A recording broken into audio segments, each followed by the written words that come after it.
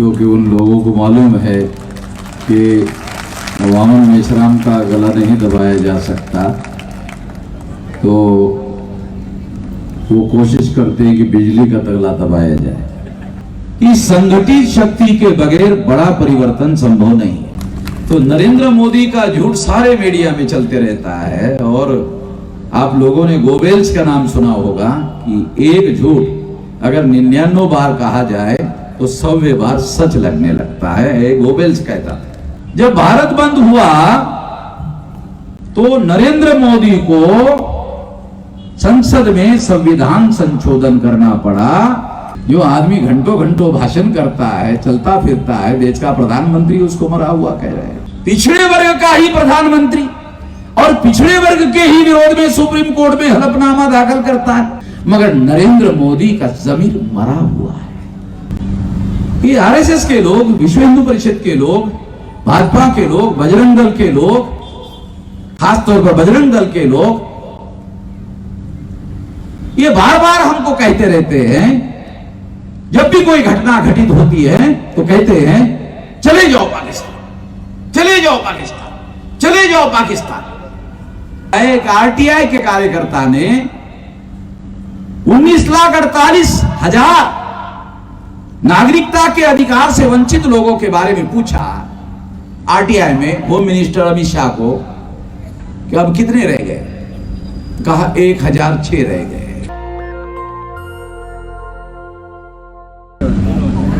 इधर उधर की सारी बिजली दिख रही है, हमारी बिजली चली गई। मैं जब भी बोलने के लिए गुजरात में शुरू करता हूँ तो बिजली चली जाती है, क्योंकि उन लोगों को मालूम है कि अवामन मेशराम का गला नहीं दबाया जा सकता, तो वो कोशिश करते हैं कि बिजली का तगला दबाया जाए। साथियों, चांदखेड़ा में बामसेप और भारत मुक्ति मोर्चा के द्वारा जो परिवर्तन सभा का आयोजन किया गया है वो बाबा साहब अम्बेडकर के जन्मदिन को मनाने के संदर्भ में है। काशीराम जी ने 84 में जब बहुजन समाज पार्टी बनाई थी तो 13 स्टेट में 140 जिलों में बामसेप संगठन था। आज 31 राज्यों में 567 जिलों में 4,000 से ज्यादा तहसीलों में 22,000 से ज्यादा ब्लॉक में और 1.5 लाख से ज्यादा गांवों में ये संगठन फैला हुआ है। इस संगठित शक्ति के बगैर बड़ा परिवर्तन संभव नहीं है। बाबा साहब आंबेडकर के जन्मदिन के मौके पर यह बात मैं आप लोगों को खास तौर पर बताना चाहता हूं। संगठित शक्ति के बगैर बड़ा परिवर्तन संभव नहीं है, और इसलिए खापड़े साहब ने संगठन बनाने के काम के लिए जिंदगी लगा दी। काशीराम जी ने पूरी की पूरी जिंदगी लगा दी। दीना बाना जी ने भी लगा दी। कुछ लोगों को लगता होगा कि आप अपने ही संगठन की बड़ाई कर रहे हो, और कुछ लोगों को ऐसा लगता होगा कि आप नरेंद्र मोदी की तरह फेंकने का भी काम कर रहे हो सकते हैं, क्योंकि नरेंद्र मोदी भी बहुत फेंकता रहता है। मतलब वो नरेंद्र मोदी अगर झूठ ना बोले डेली तो उसका काम ही नहीं चलता। तो नरेंद्र मोदी का झूठ सारे मीडिया में चलते रहता है, और आप लोगों ने गोबेल्स का नाम सुना होगा कि एक झूठ अगर 99 बार कहा जाए तो 100वें बार सच लगने लगता है। गोबेल्स कहता था। वो प्रचार तंत्र का गुरु माना जाता है दुनिया में। तो उस गुरु पर सबसे ज्यादा अमल करने का काम अगर कोई कर रहा है तो वो नरेंद्र मोदी कर रहा है, ऐसा कहा जा सकता है। क्योंकि नरेंद्र मोदी जो कहता है, अगर गांव में जाकर देखो तो गांव में जाकर देखते ही आपको सच लगने लगेगा। अरे तो वो तो कह रहा है कुछ और गांव में तो कुछ दिख ही नहीं रहा है, तो आपको पता चल जाता है कि झूठ बोला जा रहा है। हमने 13 पॉइंट रोस्टर के विरोध में 200 पॉइंट रोस्टर लागू करने के लिए भारत बंद का ऐलान किया। गली मोहल्ला बंद करने का नहीं, भारत बंद करने का। और भारत बंद हुआ। जब भारत बंद हुआ तो नरेंद्र मोदी को संसद में संविधान संशोधन करना पड़ा, 13 पॉइंट रोस्टर समाप्त करना पड़ा, 200 पॉइंट रोस्टर लागू करना पड़ा। ये भारत के संसदीय इतिहास में किसी आंदोलन के बदौलत कानून पास करना पड़ा, ये बहुत बड़ा उदाहरण है और डॉक्यूमेंट्री एविडेंस है, और वो भी संसद के अंदर का डॉक्यूमेंट्री एविडेंस बता रहा हूं, काल्पनिक बातें नहीं बोल रहा। तो इसलिए ये बात फेंकने वाली बात नहीं है, ये हमारे संगठन शक्ति का परिणाम है, क्योंकि ये काम तो किसी ने किया ही नहीं था, हमने ही किया था और हमारी बदौलत ही ऐसा करना पड़ा नरेंद्र मोदी को। आप जानते हो नरेंद्र मोदी कितना अकड़ू आदमी है? नरेंद्र मोदी कितना अकड़ू आदमी है, बहुत अकड़ता है। किसानों के 3 कानून नरेंद्र मोदी ने पीछे ले लिया, मगर किसानों से बात नहीं की। कितना अकड़ता है, अकड़ने की भी सारी लिमिट होनी चाहिए। कितना अकड़ता है, 3 कानून पीछे ले लिया मगर किसानों से बात नहीं की। साल भर से ज्यादा किसान दिल्ली के बॉर्डर पर बैठे रहे मगर बात नहीं है। उदाहरण है, जब नरेंद्र मोदी अमेरिका जाता है, लंदन जाता है, यूरोप जाता है, तो वहां के लोग क्या कहते हैं? भारत का प्रधानमंत्री आया है।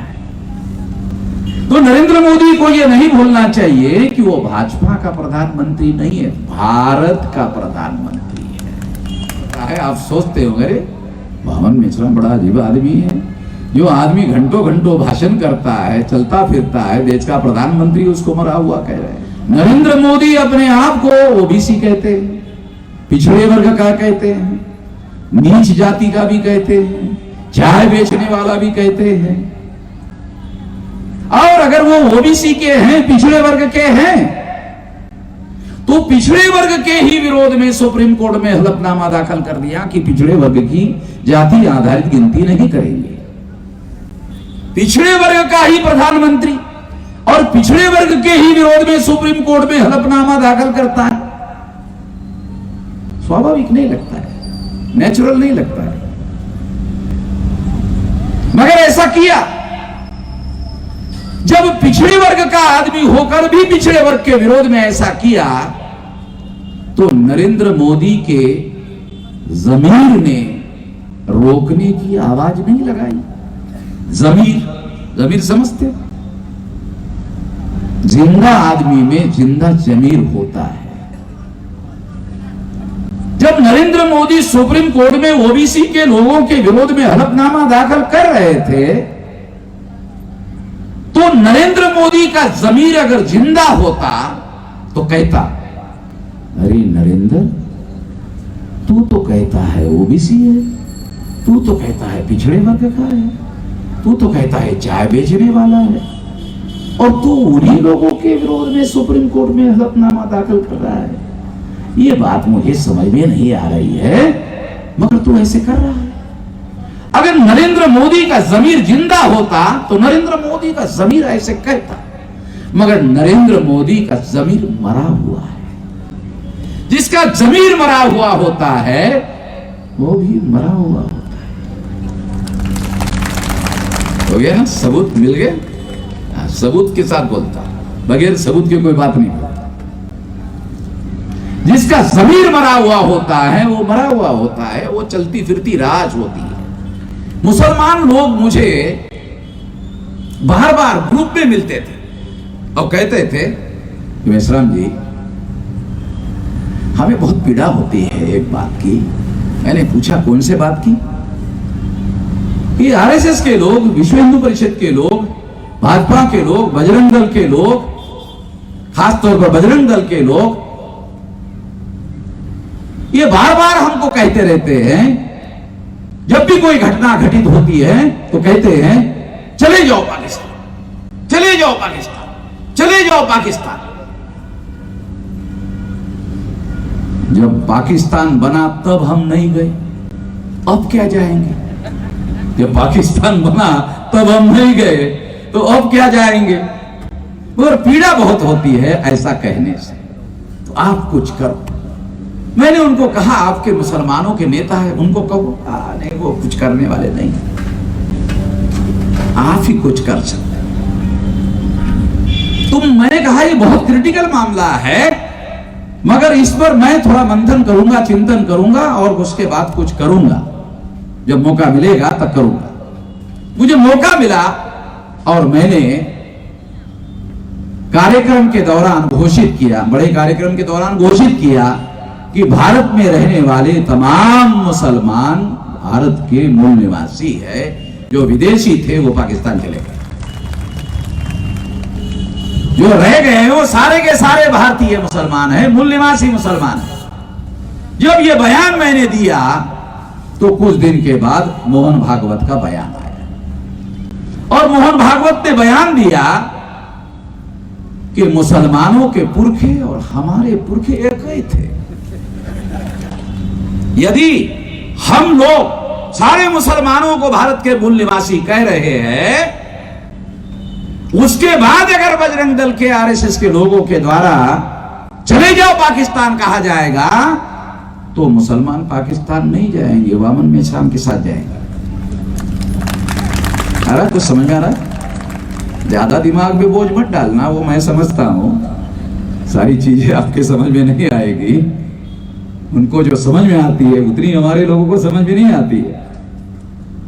बोले कि अगर आप लोगों ने ऐसा कहा चले जाओ पाकिस्तान, तो अभी वो पाकिस्तान नहीं जाएंगे, वामन मेश्राम के साथ जाएंगे।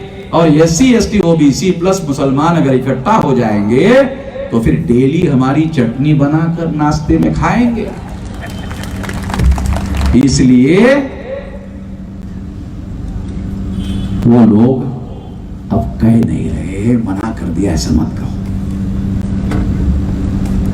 उदाहरण देके बता रहा हूं, सबूतों के साथ बता रहा हूं कि हमारे संगठित शक्ति का परिणाम और प्रभाव कितना है। आपको याद होगा हम लोगों ने 29 जनवरी 2020 को भारत बंद किया CAA के मुद्दे पर। नहीं तो नरेंद्र मोदी, अमित शाह डेली कहते थे CAA, डेली कहते थे और डेली अखबार में छप के आता CAA। तो हमने CAA के बारे में निर्णय किया। उसके पहले मैं आप लोगों को CAA के बारे में समझाना चाहता हूं। CAA कानून है जो पार्लियामेंट के द्वारा, RSS के द्वारा, विश्व हिंदू परिषद के द्वारा, सेंट्रल गवर्नमेंट के द्वारा पार्लियामेंट में पास किया हुआ। उसके पहले आसाम में 2006 में कांग्रेस की सरकार थी दिल्ली में, और आसाम में कांग्रेस की स्टेट गवर्नमेंट की सरकार थी। तो 2006 में पहला डिटेंशन कैंप कांग्रेस के राज में आसाम में लागू हुआ। तो छोटे लेवल पर जो CAA है वो आसाम में लागू हुआ और 19,48,000 लोगों को नागरिकता के अधिकार से वंचित कर दिया। कितने लोगों को, हमारे SC ST OBC के लोगों को पता है कि नागरिकता के अधिकार से वंचित करने का क्या मतलब है? नागरिकता के अधिकार से अगर किसी नागरिक को वंचित कर दिया जाता है तो उसकी सारी संपत्ति सरकार जब्त कर लेती है, उसको अरेस्ट कर लेती है और उसको डिटेंशन कैंप में, जेल कैंप में रख देती है सारे बच्चों के साथ। एक RTI के कार्यकर्ता ने 19,48,000 नागरिकता के अधिकार से वंचित लोगों के बारे में पूछा RTI में होम मिनिस्टर अमित शाह को कि अब कितने रह गए। कहा 1,006 रह गए। 19,48,000 में से 19,48,000 में से 1,006 लोग केवल रह गए हैं भारत बंद के बाद। ये खुशी की बात मैं बता रहा हूं। और अभी कुछ दिन पहले हमने OBC के बच्चों के मेडिकल एडमिशन से संबंधित नीट की जो समस्या थी, OBC का प्रधानमंत्री, OBC का ही एजुकेशन मिनिस्टर धर्मेंद्र प्रधान, उसके ही मिनिस्ट्री का मामला था OBC का, मगर उन्होंने समस्याओं का समाधान नहीं किया। और हमने कलेक्टर ऑफिस में सारे देश भर में कागज में निवेदन दिया कलेक्टर, वो कागज का निवेदन पीएमओ ऑफिस में गया। अब पीएमओ ऑफिस में, पीएमओ ऑफिस का मतलब है प्राइम मिनिस्टर्स ऑफिस, पीएमओ, उसमें मेरे नाम की फाइल बनी है, वामन मेश्राम, और डिप्टी कमिश्नर इंटेलिजेंस नाम का अधिकारी उस काम पर लगाया गया है कि डेली रिपोर्ट करो। क्यों? क्योंकि वामन मेश्राम की गतिविधि महीने में एक बार नहीं होती, डेली होती है, तो इसलिए डेली रिपोर्ट करो। महीने में डेली होती है, काल्पनिक नहीं कह रहा हूं, डेली होती है, उनको मालूम है, तो इसलिए रिपोर्टिंग होती है। उनको पता चला कि ओबीसी के मेडिकल एडमिशन से संबंधित निवेदन आया है, देखा, ये तो वामन मेश्राम का लगता है। देखो देखो, भारत बंद लिखा है क्या? नहीं, भारत बंद तो लिखा हुआ नहीं है, मगर वो आखिरी बार अगर नहीं मानेंगे तो भारत बंद करेंगे। अगर बात नहीं मानी गई तो भारत बंद करेंगे ही, क्योंकि मैं राष्ट्रीय स्तर का बेरोजगार आदमी हूं। राष्ट्रीय स्तर का ही तो काम होगा ना भाई, है? तो नीट का, ओबीसी के मुद्दे का मामला हमने, हमारी वजह से सेंट्रल गवर्नमेंट को हल करना पड़ा। बराबर है चौधरी साहब? ये पिछड़े वर्ग के राष्ट्रीय अध्यक्ष है, इनके साथ कोऑर्डिनेशन से ही हमने काम किया। तो आने वाले समय में ये जो संगठित शक्ति है, ये संगठित शक्ति से आरएसएस को क्या तकलीफ हो रही जानते हो? आरएसएस को, विश्व हिंदू परिषद को, बीजेपी को क्या तकलीफ हो रही जानते हो? क्या तकलीफ हो रही? सेंट्रल गवर्नमेंट हमारी, कई राज्यों के मुख्यमंत्री हमारे, फिर भी वामन मेश्राम भारत बंद कर देता है। तो समझ में आ रहा है? सेंट्रल गवर्नमेंट हमारी, कई राज्य सरकारें हमारी, फिर भी वामन मेश्राम भारत बंद करता है, और भारत बंद करने के बाद उसकी बात मानना पड़ता है। साहब बहुत दुख लगता है, बहुत दुख लगता है। और बैकवर्ड का मामला उठाने के बाद में अगर ना माने तो बैकवर्ड एक वामन मेश्राम के साथ चले जाएंगे। अगर 52% ओबीसी वामन मेश्राम के साथ चले जाएंगे तो अगले बार वामन मेश्राम की सरकार आ जाएगी। तो अच्छा है, बात मान लेते हैं, सरकार को रोकते हैं। तो सरकार को रोकने के लिए बात हमारी मानते हैं कि सरकार ना आए, कम से कम साले किसी भी कारण से हो, हमारी समस्या का समाधान तो हो रहा है। तो आज हमारी समस्या का समाधान करने के लायक हम हो गए, इतनी संगठित शक्ति हो गई है। और 10 साल में 20 बार भारत बंद करने के बाद में कितनी विशाल ताकत निर्माण होगी, इसका अंदाजा मैंने आपको बताया। इसलिए मैं आपको बता रहा हूं कि यह काम जल्दी भी हो सकता है।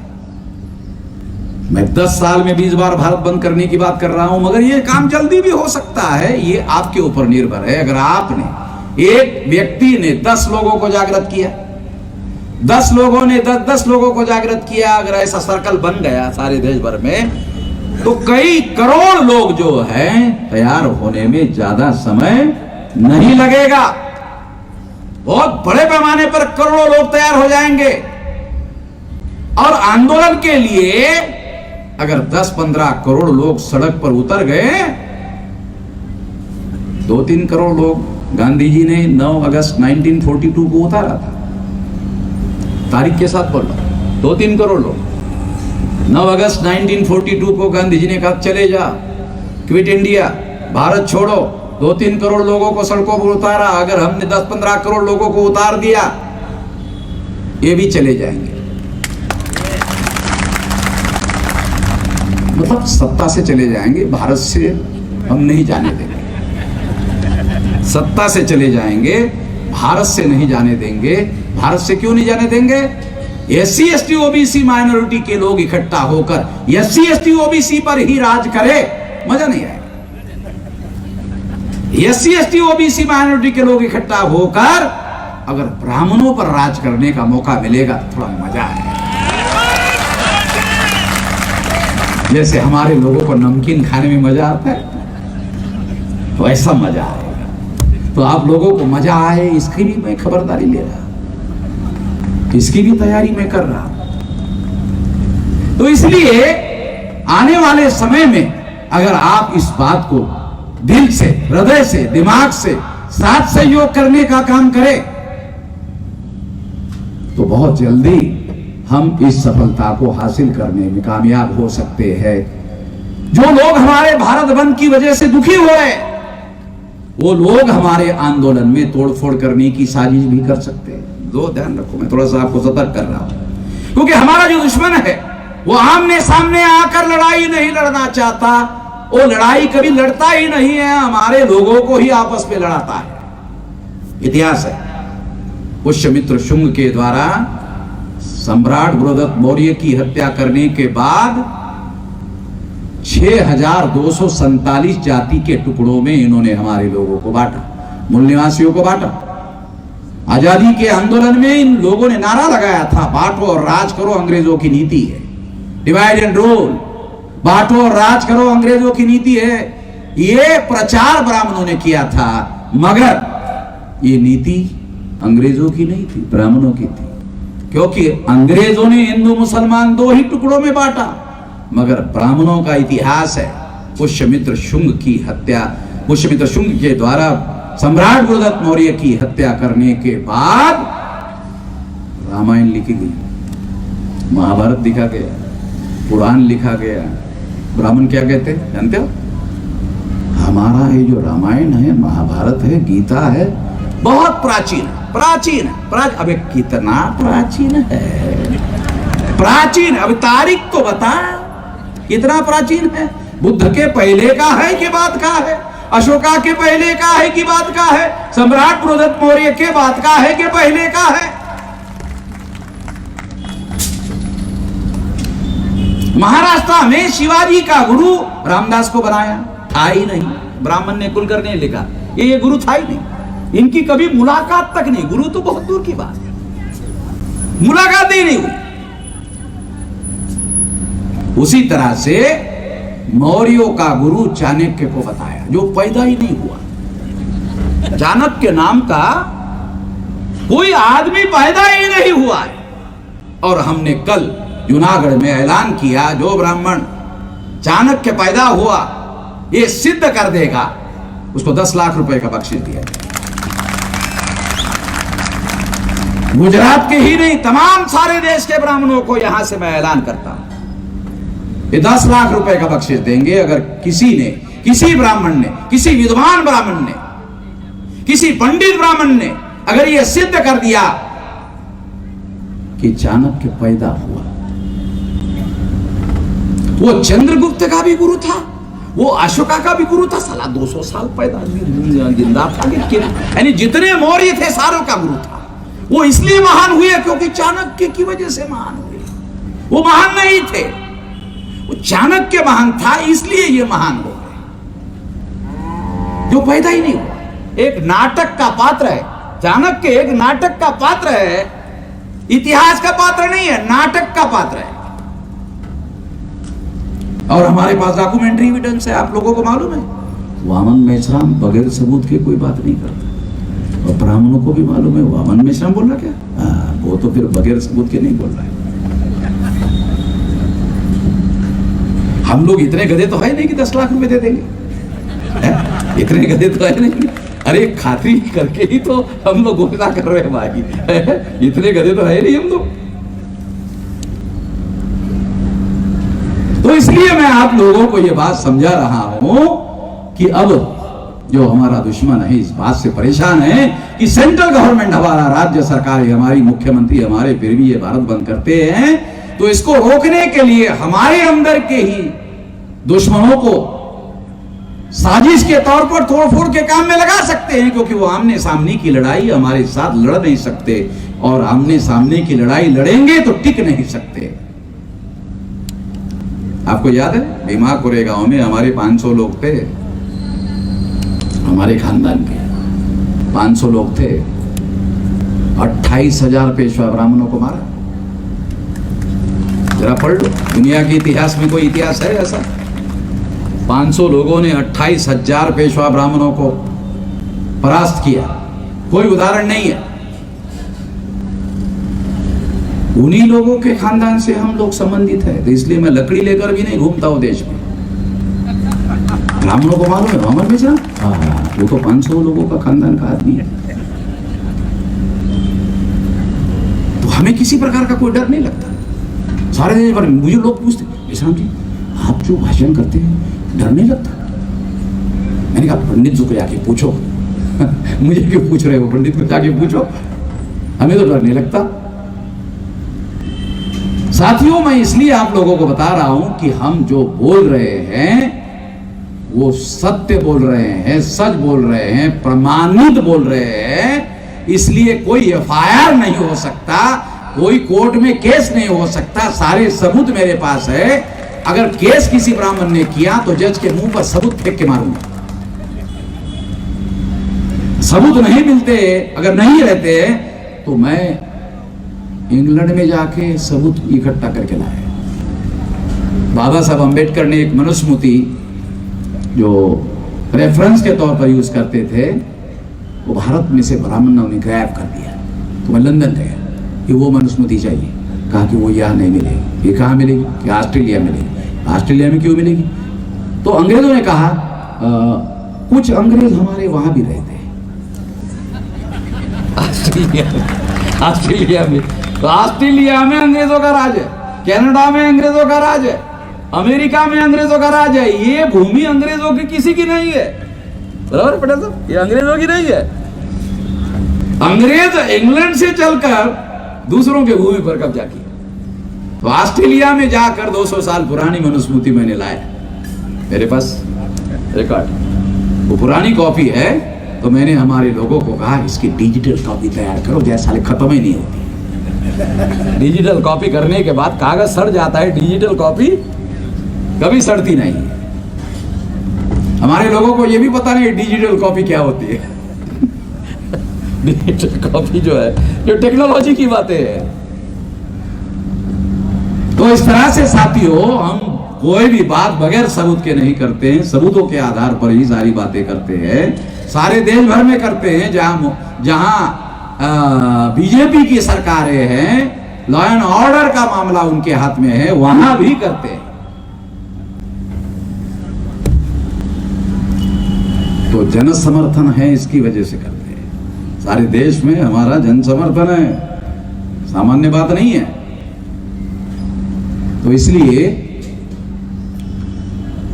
आप लोग अगर इस समर्थन को बढ़ाने का काम करें तो ये काम 10 साल नहीं, जल्दी हो सकता है। और इसे जल्दी करना चाहिए। मैं आप लोगों को अनुरोध करता हूं, इसे जल्दी करना चाहिए, ज्यादा देर नहीं लगाना चाहिए, जल्दी करना चाहिए। और जल्दी करने के लिए मैं आप सभी लोगों को अनुरोध करता हूं, आमंत्रण देता हूं, इस आंदोलन में आप शरीक हो जाइए। इसका कार्यकर्ता बनिए, इसका सपोर्टर बनिए, आप इसका साथ सहयोग करिए, दूसरे लोगों को भी साथ सहयोग में खड़ा करिए। अगर आप ऐसा करेंगे तो जल्दी सफलता मिलेगी। जल्दी सफलता की मैं कामना करता हूं। और कुछ खुशी की बातें जो आपको मैंने बताने की कोशिश की, उस बात को आप लेकर जाएंगे आगे। गुजारिश है कि अगर इसको बचाना चाहते हैं तो नेशनल दस्तक को सब्सक्राइब करने के लिए रेड कलर के सब्सक्राइब बटन को दबाएं, फिर बेल आइकन की घंटी दबाएं। नेशनल दस्तक को बचाने के लिए बहुत जरूरी है कि हर खबर को शेयर करें, लाइक करें, कमेंट जरूर करें।